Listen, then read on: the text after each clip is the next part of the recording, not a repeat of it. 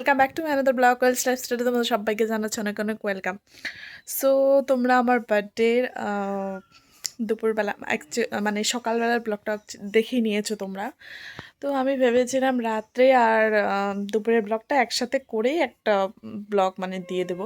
আবার ভাবলাম না, এটা রাতের মানে ব্লগটা এক্সট্রা করে করি, তেমন কিছু না গাইস, জাস্ট ওই একটু ছোট্ট মোটো করে একটু সেলিব্রেশন করব। কিন্তু ওইটাই আর কি ভাবলাম, ঠিক আছে চলো ব্লগটা এক্সট্রা করে শ্যুট করি, আমারও দুইটা হয়ে যাবে ব্লগ করা। তো এই আর কি। সো আগের ব্লগটা যারা দেখোনি আমি ডেসক্রিপশন বক্সে লিঙ্কটা দিয়ে দেবো, তোমরা অবশ্যই দেখে নিও। সো আশা করছি তোমাদের ভালো লাগবে। চলো ব্লগটা দেখতে থাকো।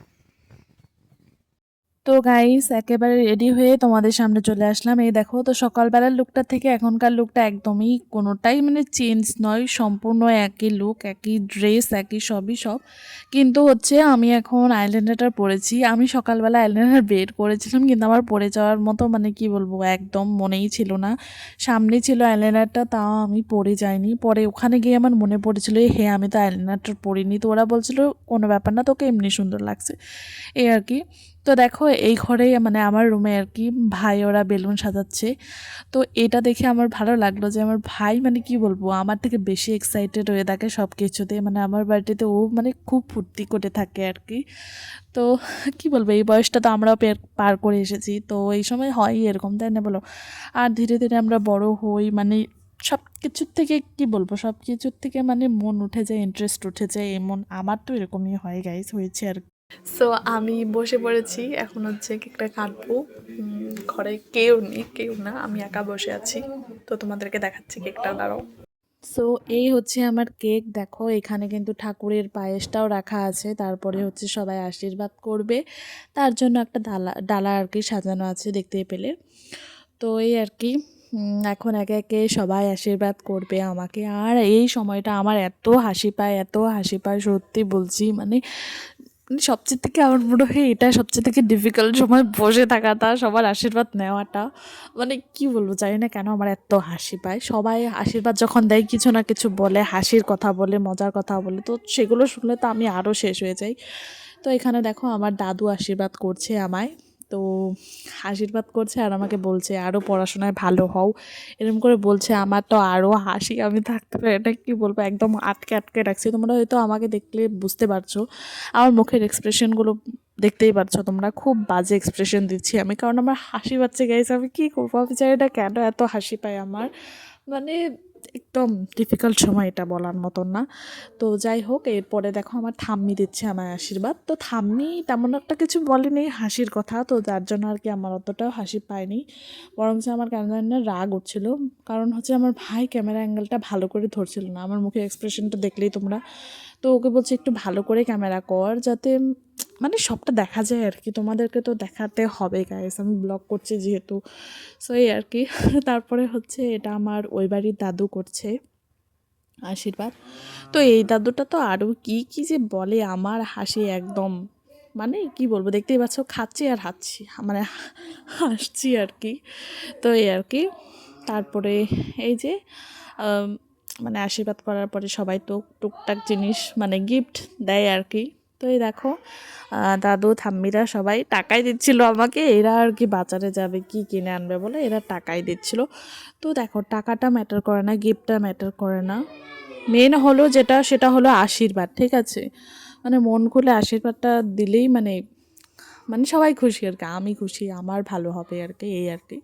তো এখন আমার একটা কাকি আমার আশীর্বাদ করছে, এই দেখো। তো কি বলবো, মানে সবার আশীর্বাদটাই প্রয়োজন, ঠিক আছে?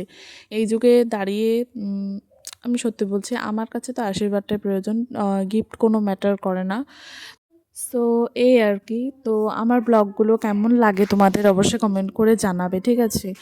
তো এখন দেখো আমার ভাইয়ের পালা গাইস। আর ও ঠিক সন্ধ্যার মানে কি বলবো, বাবা যখন থেকে আসবে বলেছে তখন থেকে ও আমার মাথাটা শেষ করেছে, কল করে দে বাবাকে, আমি কিছু বলবো। তো কি বলবে সেটা তো আর আমি জানি না, এখন বুঝতে পারলাম ও ওই পাকা মোটাই করেছে, দেখতেই পেলে তোমরা। ও আমার জন্য বাবাকে বলেছে দিদিভাইয়ের জন্য একটা মানে কি বলবো টেডি বিয়ার এনো।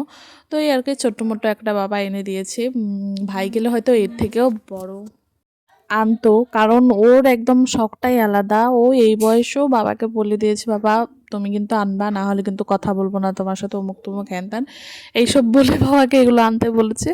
তো এই আর কি, প্রথমে কী বা বলেছিল, তারপরে এই টেডি বিয়ারের কথা বলেছে। যাই হোক, আমার পছন্দ হয়েছে ভাই, খুব থ্যাংক ইউ সো মাচ তোকে এত সুন্দর একটা গিফট আমাকে দেওয়ার জন্য।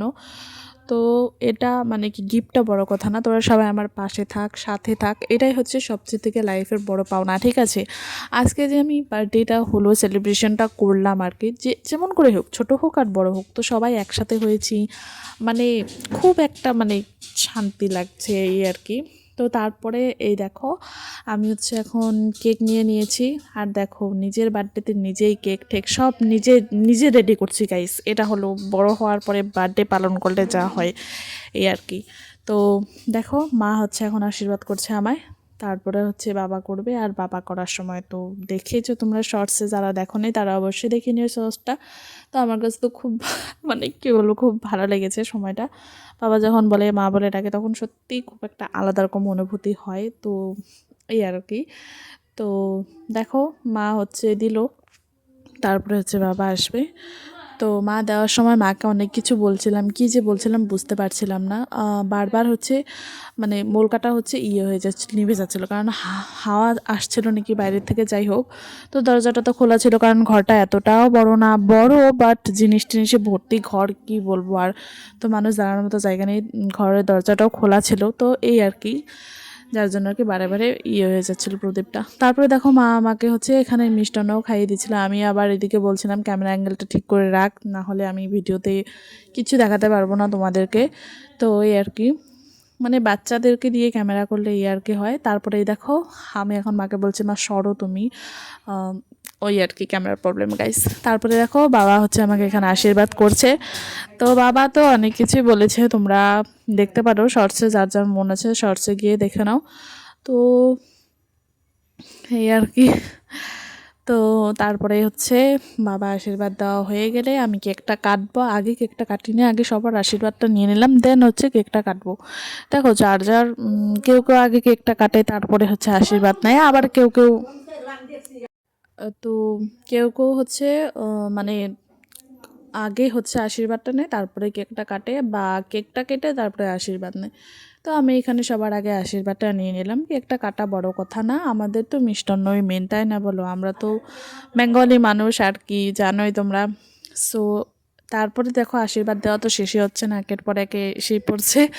তো এটা হলো আমার পাশের বাড়ির বৌদি আর কি, তো এসেছিল, বলেছিলাম এসেছিল, তো এখানে হচ্ছে বৌদি আশীর্বাদ করছে।